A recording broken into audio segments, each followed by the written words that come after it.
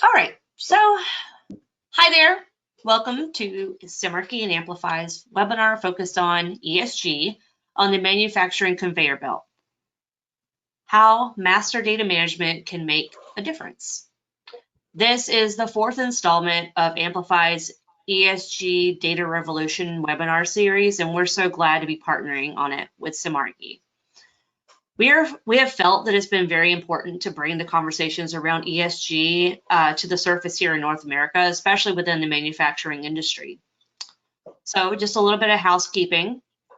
Before we get things kicked off, I want to let everyone know that this session is being recorded. After a little post-production flair, you'll get a follow-up email that will give you the viewing rights to the recording in its full capacity. Also, during the webinar, if you have any questions, to the side of your screen, there is a Q&A box where you can submit those questions.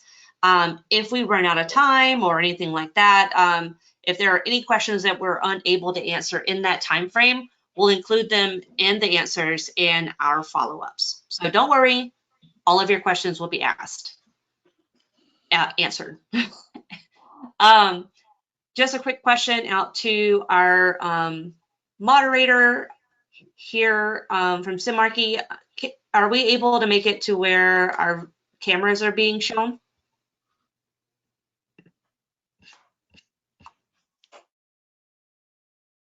Yeah, you're good. Perfect. All right, so let's take a moment and get to know our panelists for today. I, myself, am Tracy Zatinik. I am the marketing manager for Amplify. I'm covering all of North America. So joining me from Amplify, we have Casey Kolowinski, who is our Simarchy practice director, and Ehi Bettany, and he is a solution consultant here at Amplify as well. Joining us on the Simarchy side is Stephen Lin. He is the product marketing manager over there. And we are just going to have a great discussion today because all these people here have multitudes of experience and expertise to bring to the table. So let's kick this off.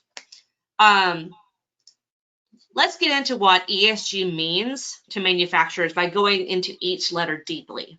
So Stephen, if you would, let's start off by going into the E of ESG, environmental.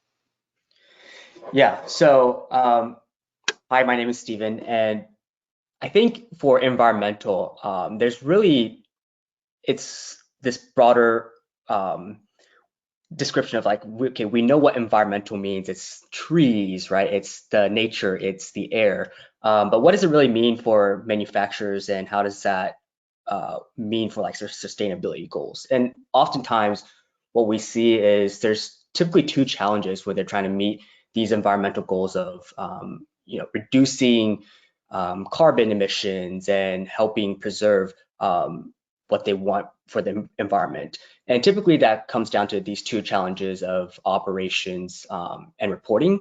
So in operations relating to environmental goals, it's what are you actually doing to address the challenges that will meet some of these environmental goals that are demanded by your customers, your investors, and kind of the broader macro environment and governing bodies as a whole. So that can look like reducing your carbon footprint to limiting greenhouse gas emissions from like your idle machinery and wasted energy consumption that release excess carbon that you don't need to. It could be looking at adopting principles such as like circular economy to reduce material waste, promoting more recycling, remanufacturing of materials, and more supply chain sustainability. I believe Apple is doing a really good job of that, of like setting these targets to reuse a lot of their aluminum. There's retailers and manufacturers that are remanufacturing different materials and accepting recyclables right within the consumer-facing storefronts. But there's also things that like investing in green energy for your office equipment and your workspace options. So those are kind of the operations of what can I actually do to meet these larger environmental goals that sometimes seem elusive. Like, okay, what can I actually do as a manufacturer to meet these goals there? And then the other part is obviously, I think the one that brings a lot more stress to manufacturers is the reporting aspect of it, right?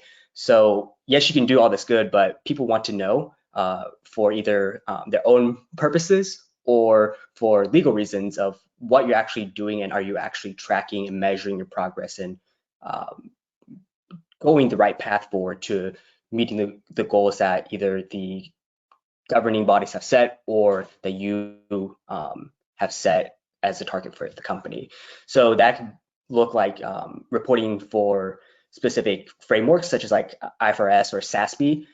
There's a lot of regulatory compliance in governing bodies now, such as especially in the US, like the EPA and even the SEC, from a financial standpoint of specific environmental goals that you have to reach within a certain time frame, but also from a kind of industry perspective, there is a lot of branding and image that you can portray to customers of what you're doing to meet kind of consumer demands and trends for a better and cleaner environmental future. Investors might also demand it. Your partners that you're working with might be demanding it. And then even from employees who are looking to work with more environmentally conscious companies. So these all matter. The reporting part is challenging. So even if you're doing good and you know what you want to do, reporting is oftentimes sort of this like friction piece that adds to additional headache for manufacturers, especially when trying to meet some of these environmental goals there. Yeah, so Stephen, so I think one of the biggest questions that's going to be out there is how do these manufacturers effectively balance this environmental responsibility concept with their need to stay operationally efficient and competitive in the global market today? Yeah, so Casey, I think that's like a really good question. I think a lot of times when reporting comes into play, and that's sort of the leading reason why manufacturers say I have to now change and invest in all these green technologies and green solutions and disrupt all my operations because I have to meet these reporting needs. But I think fundamentally there needs to be a shift in mindset of that environmental goals and profitability doesn't necessarily have to be mutually exclusive, right? A lot of the things that I mentioned from an operational standpoint, such as reducing your carbon footprint and understanding what idle machinery has and what energy consumption waste, material waste has, they have real bottom line impacts, right? Like your machines are running idle that you don't know about, that's eating into your profit margin. So there's real financial impacts there, and for reducing your energy and material waste. But it is hard to kind of see what the return on investment is because if you're seeing it only as a reporting cost and you have to hire more accountants or hire more legal people or hire more data people just to sort of collect all the data just so you can report and check a box, then of course it's always going to look like a cost and compliance led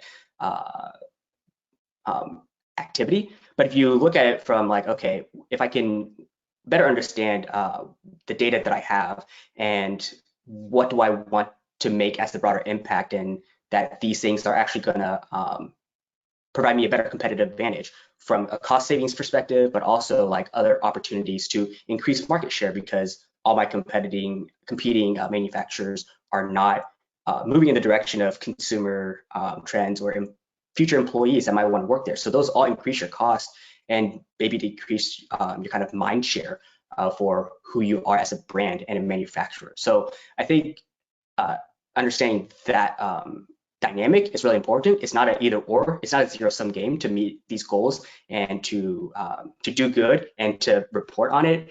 But if you lead with a do good mentality, and that doing good can also improve your bottom line, but also sort of the environment as a whole, then I think that gives a much better positive forward thinking and like get your employees and future investors excited to say, yeah, this is the right way. This is the right way forward. The challenge now, obviously, is a lot of this requires a lot of data and good data, right? Like if you don't know, like say what machines are being idle, and also like what do I actually need to report on, because these environmental and sustainability standards aren't as widely adopted or regulated as something like GAAP, right? Everyone knows sort of what the assets plus liabilities equals equity formula is, but there's not really this sort of extremely strict measurement now, at least now, for environmental purposes. So it is extremely difficult, and especially with how much data is coming in and the different types of data that's coming in from like your IoT sensors, your customer purchases, your partners, and sort of changing governing standards every day. If you don't have sort of your own internal data management of what I want to do well, it is going to be extremely difficult. So that's where stuff like good master data management comes in. So it's not like fundamentally manufacturers like yourself don't believe it's worth investing in a better environmental future. It's really probably the paralysis of how do I do it, right? And where do I even begin? So starting internal with just like even one goal of like, okay, what is it that I need to measure maybe to like one standard that I feel comfortable with, where I have some knowledge in, where I need to maybe ask Casey and Tracy and Ehi, like from Amplify, what's common there, right? And what is one thing I could start with and sort of all lead to there. And then don't make that as like a cost item, a cost activity that I have to report to like this specific metric, but more like, okay, this is a good goal for us because it can help reduce a lot of our waste and improve a lot of our kind of branding image and opportunities with what the trends are and make us a leader, right? So let's all push towards that, and then starting to work backwards. What do I need to collect? What do I have and what do I don't have to get to that measure and report and say, yes, we are doing better in reducing our carbon footprint year after year. We are reducing our waste for water consumption for the products that are manufactured year over year. So I think that's a really good place to start. I know it's a long-winded answer to your question, Casey, but as you can tell, it's pretty nuanced and difficult. But I think starting small and simple is definitely the right way to go there. So that's a good transition to the next one, to the S, the social, right? So on the surface, social consciousness and manufacturing industry, they don't seem to have a whole lot in common, right? So I'm going to talk through a little bit about the broader link between the two and kind of the importance of social initiatives to a manufacturing company. So, in today's manufacturing world, lots of things to consider, track, improve, et cetera, right? Every business has its own unique challenges. And a couple of the big ones in the manufacturing world are the ability to kind of keep up with the speed of business as it accelerates with more and more technology. That's tough to do in and of itself. But also things like maintaining as much uptime as possible in your warehouses, et cetera, et cetera. So along with the traditional methods of doing this, right, that are let's make sure we have the right amount of people, we're doing things effectively. There's also now this increasingly important concept to make sure that your image as a company, the workers, how they're treated, general business practices are also well-oiled and maintained, because those socially important issues will dramatically impact how you can perform as a business in other areas, right? We see the world is much more connected socially in this modern tech era. And so a lot of times in headlines, we see stories about companies that are going viral, sometimes for good things, sometimes for bad things, right? But it happens all the time.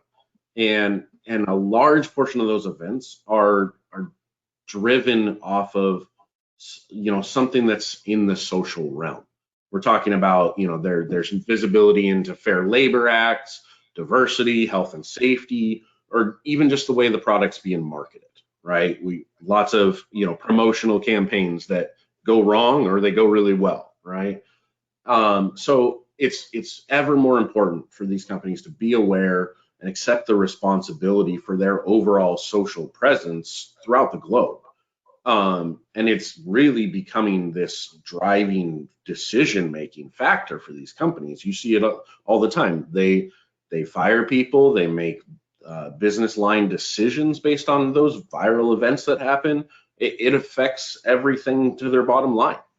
And so, it's about how we look to the outside world. How socially conscious are we?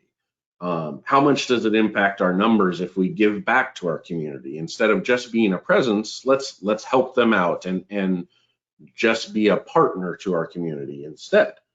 So or things like Casey, let me jump in here for a Yeah. moment. So Yeah. you're talking about a lot of specific data points that manufacturers need to consider when they're looking at like the social aspects of ESG.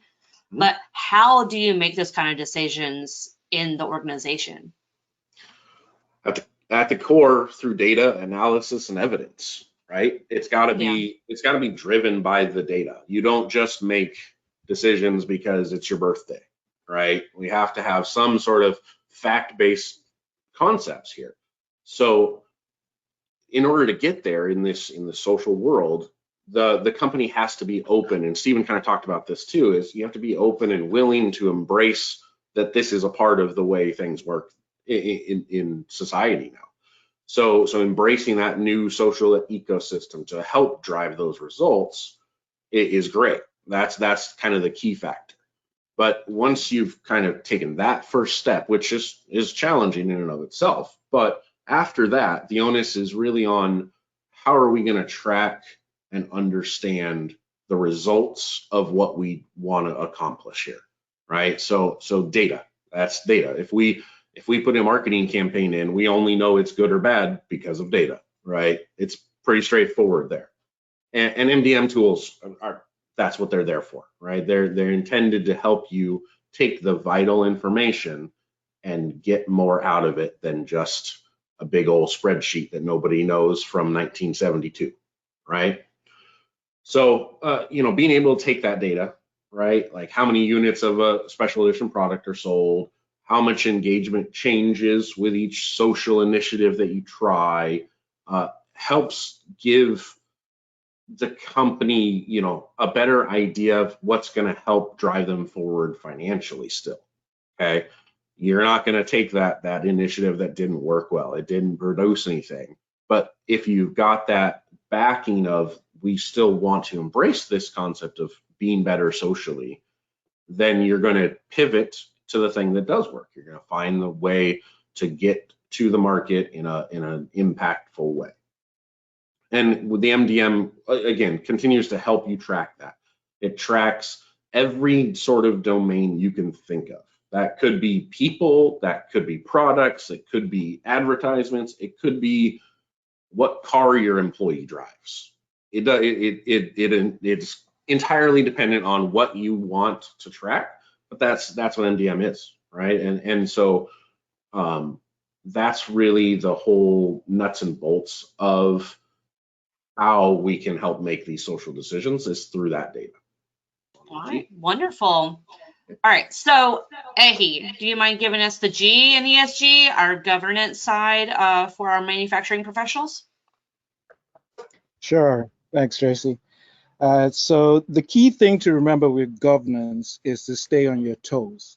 I use this acronym to remember the three key features of governance, which are transparency, openness, and ethics. In manufacturing, risk and compliance leaders are under constant pressure to do more with less, and they're tasked with meeting new regulatory requirements and addressing an expanded risk agenda while managing costs and increasing efficiency. But they're also facing increasing pressure to be more agile in mitigating evolving risks while enhancing compliance from regulators, examiners, and internal stakeholders. So they're looking to be tech-driven, data-rich, while delivering sound, cost-effective risk and compliance programs. And as they work to protect trust, improve board visibility, and enhance decision-making, they're faced with new challenges such as cybersecurity and data privacy. So how do you implement governance that can provide oversight and guidance on those matters? Well, this can be ensured by having a diverse and independent board with experience in sustainability matters. Making ESG goals the top-level strategic priority of the company really helps. And then, governance structures that include mechanisms for transparent reporting on sustainability efforts also kind of bring that together. And so this includes regular sustainability reports that are accessible to stakeholders. Therefore, it demonstrates a commitment to accountability. But most of all, it's really important that company leaders themselves should set an example by embodying ethical and sustainable behavior, which in turn fosters a culture of responsibility throughout the organization. Some other ways include risk management procedures. Companies should conduct comprehensive assessments of their environmental impact. This includes evaluating potential risks related to resource scarcity, environmental regulations, and of course, climate change. Robust risk management procedures should extend to the supply chain as well. I think identifying and addressing sustainability risks in the supply chain can help prevent disruptions and ethical violations.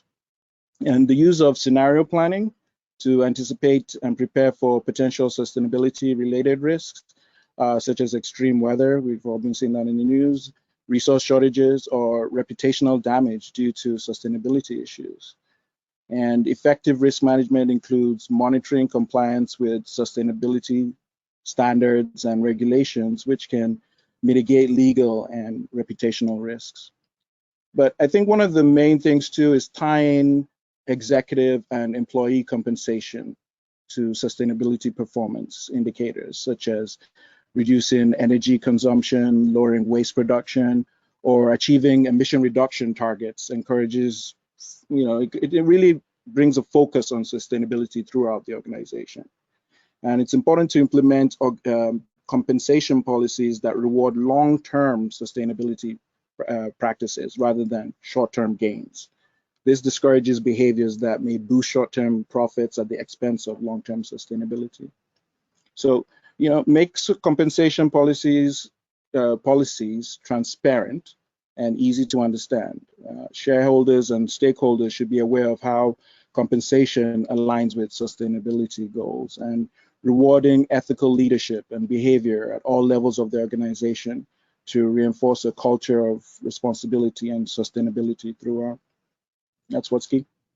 That sounds great for like making sure that all the people in your organization like adopt like your ESG policies that you put into place. That sounds wonderful. Like to make it part of your compensation. So essentially, you should be saving money, right, while saving the planet, and in turn helping your employees at the same time. So like, how can manufacturers establish like robust governance frameworks for this kind of to help foster ethical leadership, transparency, and that accountability? Well, I'm glad you asked that, Tracy. That's actually what I wanted to cover next. I have some slides. Do you mind? That's right. That's right. Here we go. Right. So, as Stephen and Casey have mentioned previously, at the heart of all this is data management. Data management is the key to achieving the sustainable goals. ESG reporting requires reliable and accurate data. Poor data governance can lead to errors, inconsistencies, and inaccuracies in ESG reporting, which can damage a company's reputation and credibility. ESG reporting demands transparency. Effective data governance ensures that data sources, collection methods, and reporting processes are transparent and well documented. ESG data often comes from various sources and departments within a company, and data governance helps standardize and harmonize data definitions and formats, ensuring consistency across the organization. Poor ESG performance can lead to financial and reputational risks, and robust data governance helps identify and address ESG-related risks early, which allows companies to take corrective actions proactively. Yeah, like that goes just quickly. That goes back to everything else that we've been saying, right? If your company plans for this and builds for it and uses the tools that are readily available to you, that drives into this governance concept and just pushes everything forward. It's so true. I mean, investors, customers, and other stakeholders increasingly expect companies to demonstrate ESG commitments with verifiable data. Effective data governance supports a company's ability to meet those expectations. Definitely. Yeah. And so, how would you establish? Can we go to the next slide, please? Yeah. Stephen, I think I saw you trying to pipe in there. You're muted. Yeah, so how would you go about establishing robust data governance for ESG data? At the beginning, of course, you have to have leadership commitment. Senior leadership should endorse and prioritize data governance for ESG data. And this commitment should be reflected in policies and in the budgets of the company as well. And you need to form a dedicated team responsible for ESG data governance. This team should include data stewards, data managers, and ESG experts. And identify all the data sources related to ESG factors within the company. This includes financial data, environmental impact data, social performance data, and governance related data across the board. And you can create a data map to understand the flow of ESG data across the organization, which helps in identifying bottlenecks and data quality issues in the organization. So and I don't think it should be lost that like a lot of this revolves kind of around that concept of the data governance team. They may be called the data governance team, but they need to be involved and have their hands in so many different aspects. The things that he's talking about here, that they're a really, really vital group, and may even in the bigger companies be way more than one group, right? It's extremely important to make sure that data governance team and concept is there and mature. Yeah, and I like building on what Casey is saying. I think we've been in the industry long enough that we know a single technology, right? No matter how good we think it is, it's at the end of the day, people and processes are the largest barriers to prevent these things from happening. So it is extremely like all this data stuff. Most of it can be done right with a platform like Smarky, or if you really wanted to, an Excel sheet, right? A big old Excel sheet. But if you don't get the people to say, hey, like this is really what we want to do, and we want to do it because it is the right thing to do, and it'll actually help us as well. And for the future, like there's really no other way to get around that besides trying to make that happen.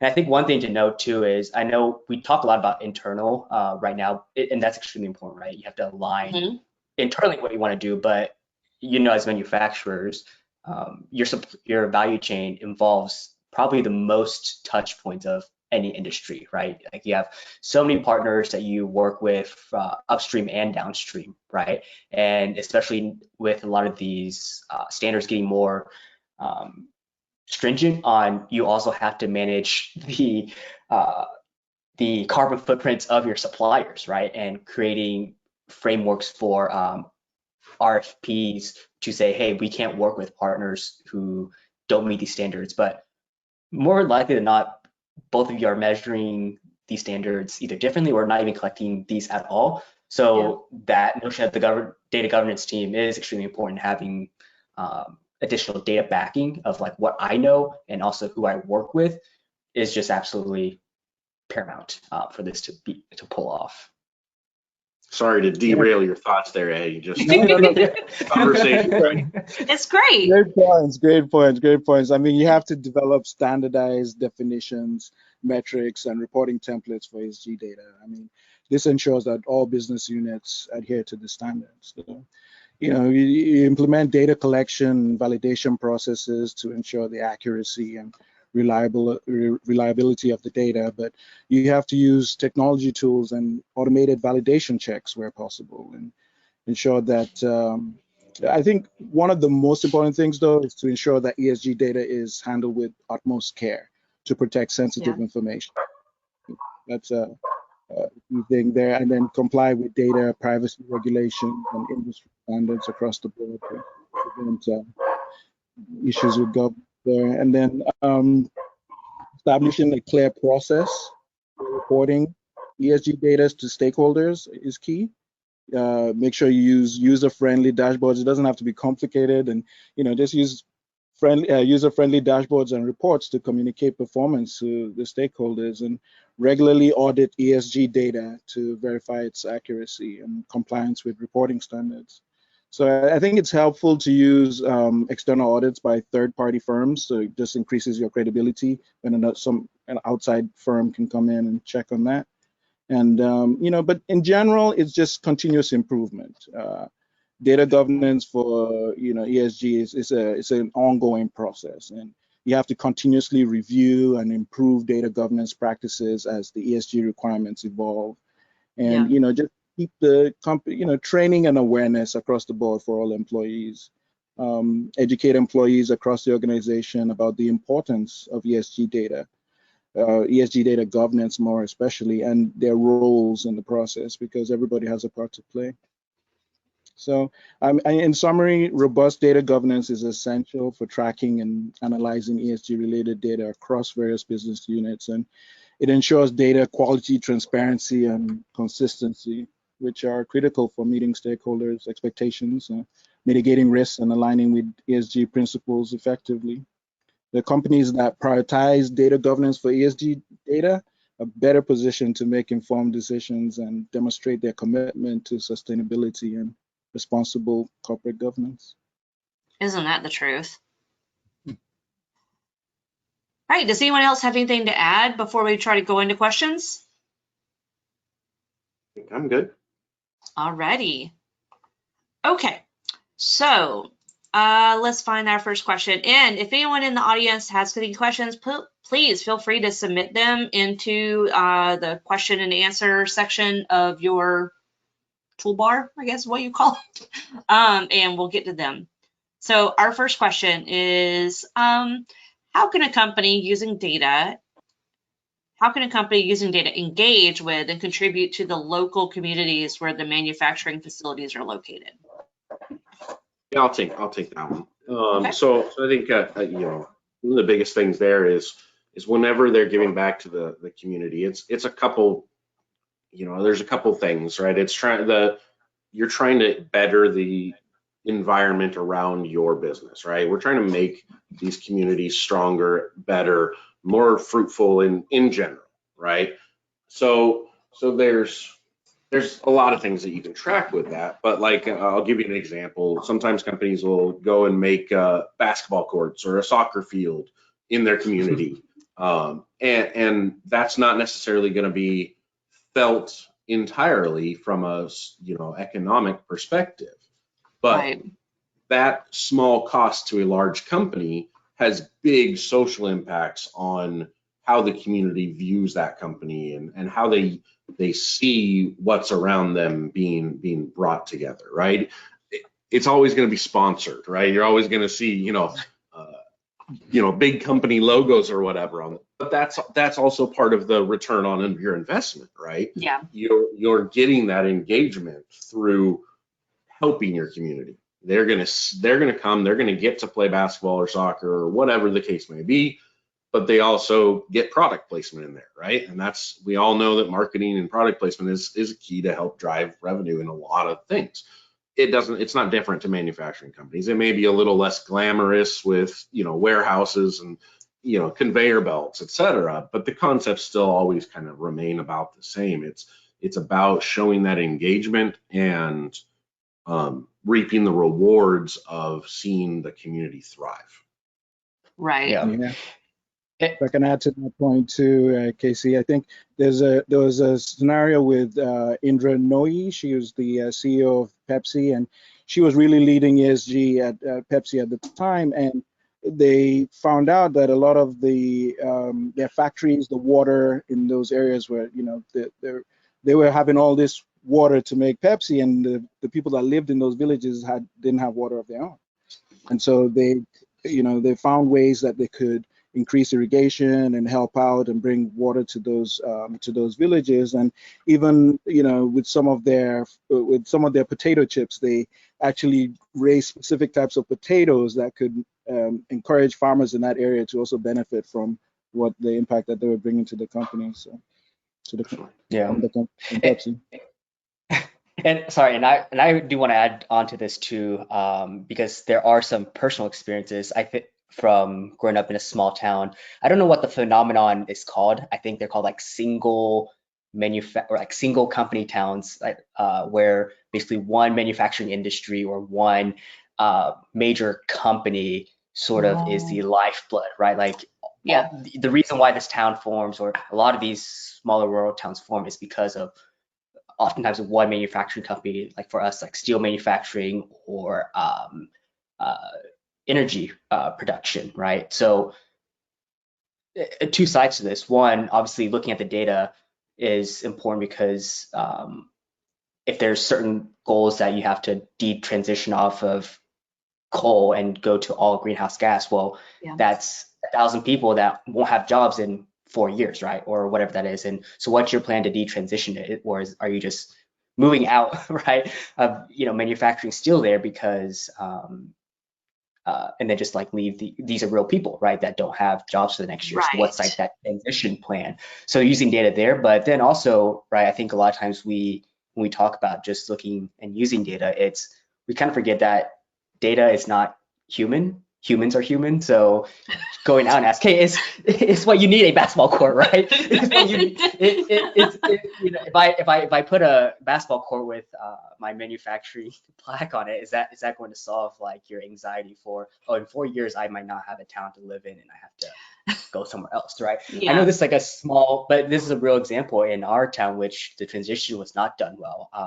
We were a coal-based town, and they ran out of coal, right, to produce and faster than they thought, and there was no sort of transition plan for, okay, what's next? Are we going to train or ask for budget for the new kind of green initiatives to train these people and get them new jobs? Or like, there was no plan, right? So now a lot of people are left in dust, and those have larger impacts, right, within the community, because there's restaurants and there's stores and other people that live around there and those bad transitions can hurt that brand for decades, right? Exactly. Right, that company can feel the impacts of a bad transition or a bad decision for so long, right? Yeah. Yeah. You can only have to look at environmental disasters around the world, right? Yeah. We all kind of have those companies drilled into our brains of remembering them for bad things, and that's not what a company wants to shoot for. Yeah. Yep. And Casey, like to your social point, with sort of how connected we are, it doesn't need to really take a village anymore, right? One Delta incident can ruin your company image, right, for a long time, right? So it does take a village, but it also doesn't take a village to tarnish reputation, especially if something like this has real impacts there. So. But yeah, on the flip side, talking from the marketing aspect of, here, is that, all of the stuff that we've been talking about is a good way to try and turn around any of those negatives as well.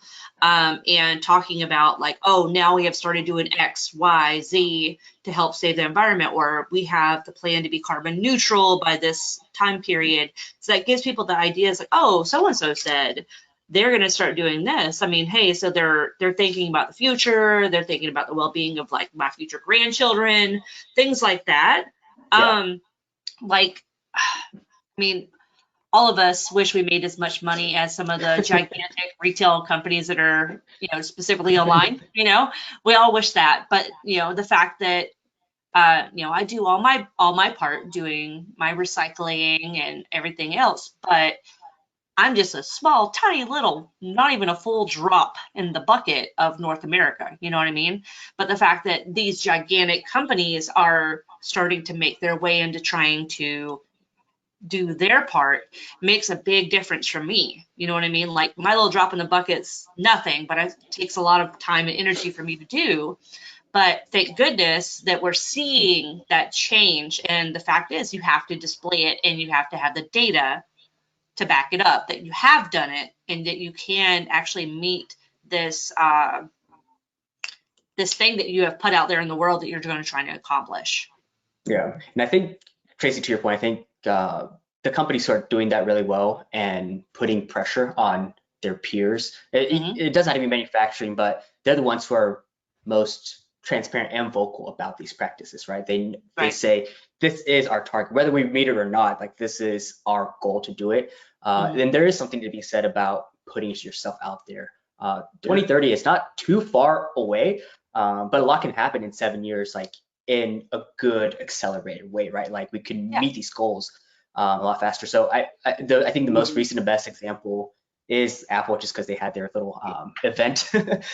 Yes, but they've been saying we're going to do these things from an environmental and sustainability standpoint of no more all recycled aluminum, and you can see like they even like in their website, right? They want you to trade in your iPhone so that they can reuse the materials and stuff there. So even things like that show that, okay, we're talking the talk, but we're also going to walk the walk. And I think making that transparency puts a lot of pressure on yourself to meet these goals, but then also everyone else say, okay, they're clearly getting a lot of good press. Like, what's the benefit out of it, right? They're getting a lot of good attention. People probably want to work for them, right? Because it aligns with their values and their goals, and they're making a lot of money, right? They're doing so. There's a lot of good evidence that having good data practices to say, hey, this is a good investment, not just say, well, I just have another cost item, right, to report because SEC wants me to follow these laws. I think that's where this kind of lead by initiative, lead by actual values can benefit both ways instead of just looking at it as strictly a cost or a check mark. And I mentioned I think the auto industry is another really good example right now. Yeah. Right. EVs have been around for a long time now. In the technology world, right? Long time. But a widespread adoption has always been difficult because of cost, restrictions, or not really buying into the let's make the environment stuff, right? And we could debate EV environmental stuff all day long, but the concept is right now lately we've started to see more and more pressure from other companies. Like I think Chevy has its own full line, right? Instead of just a specialty car. And so that's something put pressure on them, or something made them decide that was worth it. And that's going to only drive more results because they're getting a lot of good press and good ESG collateral, or whatever you want to call it. And it's just going to spiral. There's a lot with the ESG concepts that's this type of thing where you slowly build, but as soon as you kind of get over a certain speed bump or hump, it starts to speed up and accelerate and help your company and your industry even more. Very much. All right, well, I am not seeing any additional questions, and I think that we are just about at enough time that we're able to start the closing segment of this. And I just wanted to thank all three of you for joining us today. The conversation has been wonderful, and I think that we gave our manufacturing professionals who have joined us today a lot of tidbits of knowledge around environmental, social, and governance as far as the entirety of ESG, and how each of those pieces can be applied specifically to master data management. It all really comes down to the data, people. You can't say you're doing ESG without tracking it, and this tracking it is the data.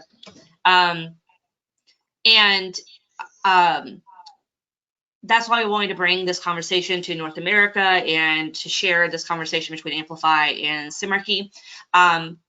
We have a lot of great information on our website about ESG we would like to share with you. So we will include some of those articles and resources in our outreach following this webinar, this session. As you know, it is recorded, and we will send out the recording so you can review back. And well, that's all we have time for today. So thank you all for joining us, and keep an eye out for the recording. And thanks again. Cool. Thank you, everyone. It was really fun. Thank you. Take care. Thanks. Bye. Bye.